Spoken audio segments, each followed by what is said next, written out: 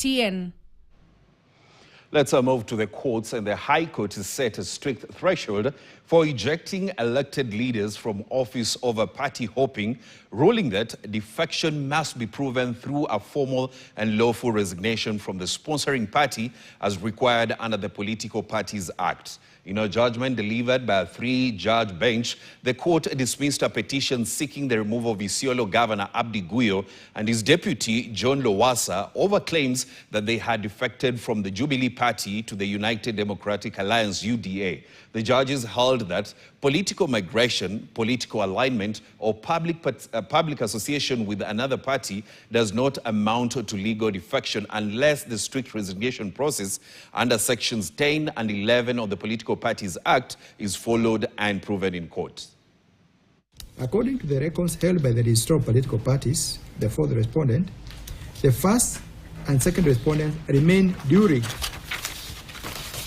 registered members of the Jubilee Party. In the absence of such formal notification, the fourth respondent asserts that the legal threshold for resignation or defection as contemplated under Political Parties Act 2011 has not been met. According to IEBC, no notification has been received from the registrar of political parties or any competent authority indicating that the first and second respondents have resigned from their sponsoring political party.